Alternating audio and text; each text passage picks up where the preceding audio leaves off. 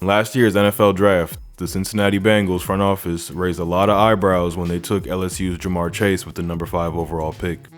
While the talent was undeniable, the consensus groupthink amongst the experts was that with 2 premium tackles on the board and a young QB already hurt by bad protection, that you had to go for the O-line. Cincinnati instead opted for Burrow's favorite target at LSU, believing the connection between Joe and Jamar would prove lucrative. And boy were they right. Jamar Chase has already proven in just 6 games that he's going to be an elite receiver in this league for a very long time. The main reason we believe Jamar should be feared as an elite number 1 option is his ability to do what every defense in the NFL fears the most: beat you deep. While straight line speed is one way to get open deep, it's possible to stop with large cushion coverages and safety bracketing. Except with Tyreek Hill, but we all know he's the anomaly. If you leave your stance at full speed, arms pumping like a maniac, everyone in the stadium knows what you're going to do. This is what some might refer to as the Darius Hayward Bay. The deep ball is so much more than that. You have to have a feel for how to outwit your defender, varying your acceleration and making subtle cuts to create separation. And this is what makes Chase so effective: his ability to combine his blazing game speed with a fantastic feel for how to run the fade. Bottom of your screen on this play, and the first mistake the defender makes is giving Chase just 4 yards of cushion. Corners are going to learn quickly that's not enough.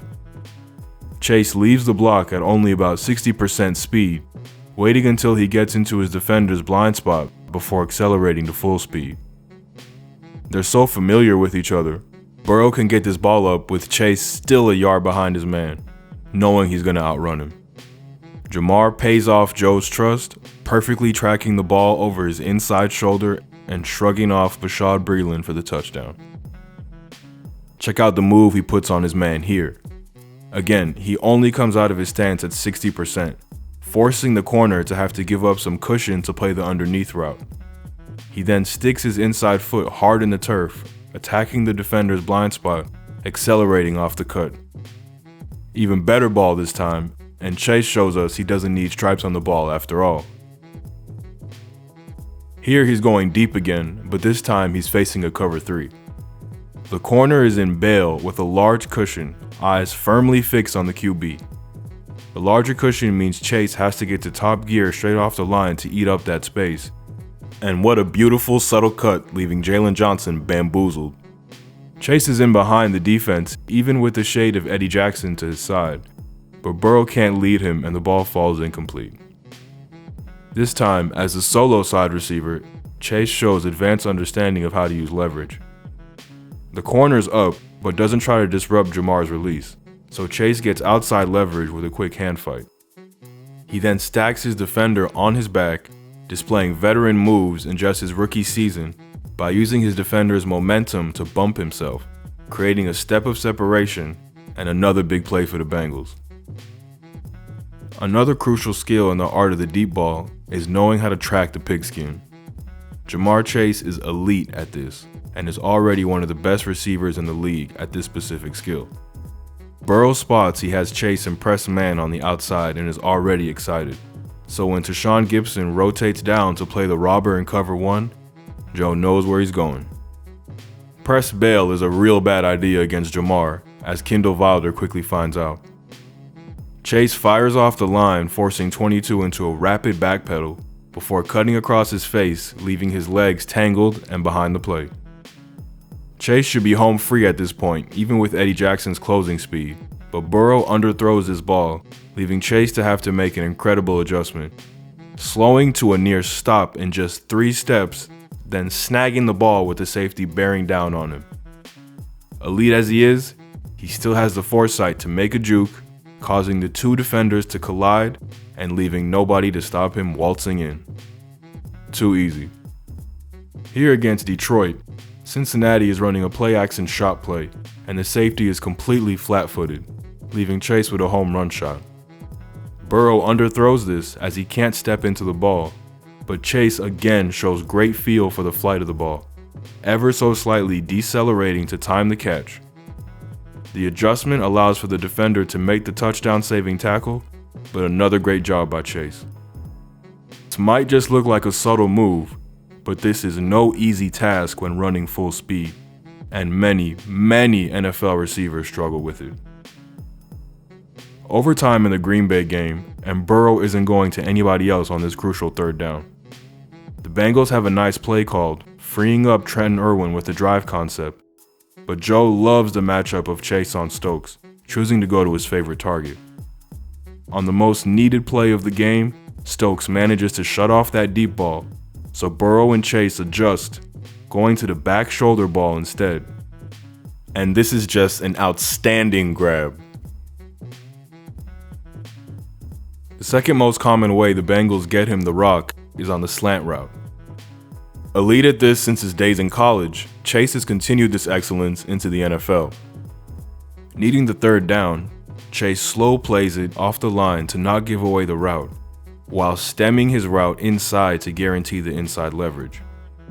Great stretch and grab to secure the ball, and an even better quick move to avoid the linebacker, putting his head down to secure the first. Check out the concentration on this one. Stokes is all over him on the cut, and even gets a hand in to break it up, but Chase never takes his eye off it, hauling it in on the third bite of the cherry. He's so fast, you just know he's gonna pop one off straight to the crib. Look at this quick shrug off after the catch, and only the safety stops this from going all the way.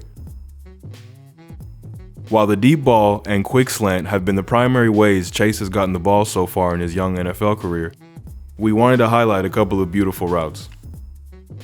He doesn't get the ball here, but check the move he puts on Patrick Peterson. Driving out of his stance, he first makes a cut at the 42-yard line, looking as if he's leading to the post. Patrick Peterson isn't fooled, not flipping his hips, ready to pounce on the post corner. Chase does indeed show that post corner, but then makes a nasty cutback to the post, leaving Peterson scrambled into a twirl. Here it is one more time. His second touchdown against the Steelers showed more great footwork. Watch as he rises high onto his toes off his first few steps trying to sell the end zone fade, before crossing back across his defender's face, and then accelerating out of another cut. Good protection leaves an easy throw for Burrow. Due to LSU's spread system, we didn't see a whole lot of blocking from Chase in college. However, his NFL tape so far has shown him to be surprisingly good. Now, his technique isn't exactly perfect, but he's incredibly willing, always hunting for a defensive back to get his revenge on. He's shown constant hustle on downfield blocks and is actively trying to spring his teammates for big gains rather than rest after a route. Burrow is going to find Mixon in the flat off the play action, and watch Chase sprint across to be Mixon's lead blocker. It's not just to shield him, try to get some extra yards either type of block. He literally throws him out the way.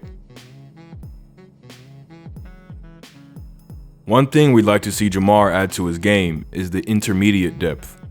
The Bengals have hardly targeted him at the intermediate depth at all, using him almost exclusively down the boundary or shallow.